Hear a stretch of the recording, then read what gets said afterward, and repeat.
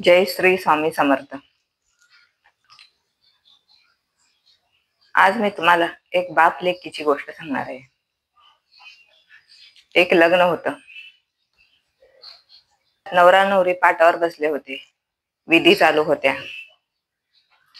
पण नवरी सारखी इकडे तिकडे बघत होती, मागे वळून बघत होती।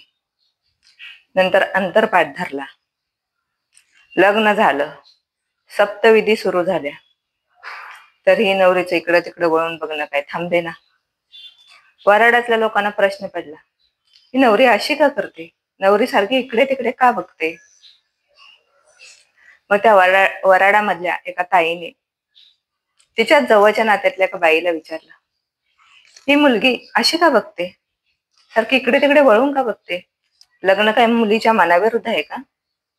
त्यावेळी ती बाई बोलली, लग्न मनाविरुद्ध नाही हो, ती मुलगी बघते ती तिच्या बापाला 5 मुली होत्या, त्या 5वीतली ही शेवटची 5वी मुलगी आहे। 5 मुलीमधली 5वी मुलगी आहे आणि बापाला ती नको होती। तिला गर्भाशयात मारण्याचा खूप प्रयत्न केला, पण कार्टी काही मेली नाही। बापाला नको असलेली ही पोरगी आहे, म्हणून जन्म झाल्यापासून बाप कधीही तिच्याशी एक शब्दाने बोलला नाही। तिला असं वाटतंय आज तर बापाने तिच्याशी बोलावं, म्हणून पोरगी इकडे तिकडे बापाला बघते हो। बाप कधीही बोलला नाही तिच्याशी, आज तर तिच्याशी बापानं बोलावं या अपेक्षेने ती बापाला शोधते, बापाकडे बघते। लग्न झालं, कन्यादान झालं, मुलीची ओटी भरली गेली, मुलगी जायला निघाली। मुलगी बापाकडे बघते, तरी सुद्धा बाप तिच्याकडे वटारूनच बघते। मुलगी सगळ्याला भेटू लागली, भेटून रडायला लागली। मुलगी आईला भेटली, आईच्या गळ्यात पडून रडायला लागली, बोलली, आई बाबा भेटले नाहीत ग, आज तरी सांग ना बाबाला भेटायला, बाबा भेटले नाहीत। लोकांना बोलू लागली, माझ्या बाबांना सांगा ना, माझ्या बाबांना भेटायला सांगा ना, बाबा बोलले नाहीत माझ्या संग, बाबा भेटले नाहीत माझ्या संग। रडत रडत पोरगी गाडीत जाऊन बसली। मग त्या वराडामधल्या पाहुणी हे सगळं प्रकरण बघत होती।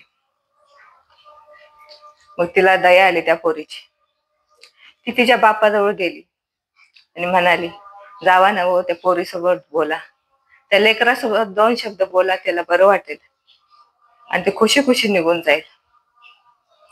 त्यावेळी बापाच्या डोळ्यात पाणी भरलं आणि त्याने खाली वाकून बघितलं, खाली जमिनीकडे बघितलं।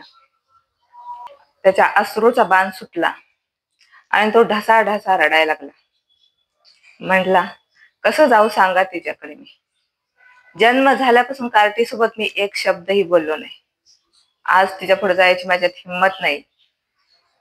मला नको असलेली ती पोरगी आहे, तिला गर्भाशयात मारण्यासाठी अनेक प्रयत्न केले मी, पण कार्टी मेली नाही। जन्म झाला तेव्हा तिच्या आईला पाजून दिलं नाही मी, जिभेला टाळू चिपटून मरेल तरी म्हणून, पण कार्टी मेली नाही। 5व्या दिवशी आंघोळ घालताना बाथरूम मध्ये पडली, वाटलं तवा तर कार्टी मरल, पण तवा पण कार्टी मेली नाही। महिन्याची झाली तेव्हा तिच्या आईला रानात कामाला नेले, तिला झाडाखाली झोपवली, उघडी झोपवली, अंगावर काही सुद्धा टाकलं नाही। वाटलं काहीतरी येऊन ढसल, काहीतरी येऊन चावल, कार्टी तवा तर मरेल, पण कार्टी तवा सुद्धा मेली नाही। कधी तिच्या हातचं पाणी पिलं नाही, कधी तिच्या हातचं जेवण खाल्लं नाही, कधी तिच्यासाठी कपडे घेतले नाहीत। मोठ्यांची कपडे घालून ती लहानाची मोठी झाली, कपडे फाटले तर कपडे तिने शिवून घातले। एकदाच तिच्या हातचं मी जेवण खाल्लं, जेवणात मीठ कमी होतं, जेवण तिच्या आईनंच केलं होतं, पण त्या रागात मी ताट तिच्या अंगावर फेकून दिलं। एकदा तिनं पाणी मला दिलं होतं, पाण्यात बोट बुडला म्हणून निमित्त लावलं मी आणि तिच्या अंगावर तांब्या फेकून मारला। पण कार्टी शाळेत लय हुशार हो, या 5 जणी 4 जणीपेक्षा खूप हुशार। शाळेत कायम पहिला नंबर काढायचे। एकदा तर तिने तालुक्यात नंबर काढला। शाळेत तिचा सत्कार होता, तिच्याबरोबर आई बापाचाही सत्कार होता. शिक्षकांनी मला 10 वेळा सांगितलं सत्काराला या, सत्काराला या, पण मी काय गेलो नाही सत्काराला. तिचं थोडंही मी कौतुक केलं नाही, कधीच कौतुक केलं नाही मी तिचं. आज तिच्या पुढे जाऊन उभं राहायची माझ्यामध्ये हिंमत नाही. पोरगी गाडीत बसली, गाडीचा दरवाजा लावून घेतला, गाडीचं टेरिंग फिरलं, पोरगी बापाकडेच बघते, बाप आता तर येईल, मग तर येईल, आता तर येईल, मग तर येईल. गाडी हळूहळू चालू झाली.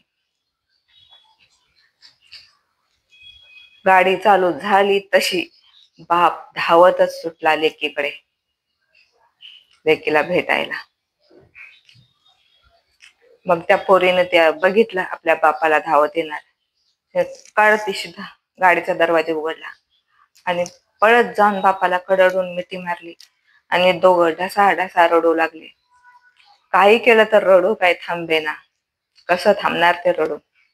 1-2 दिवसाच ते रडू होतं का?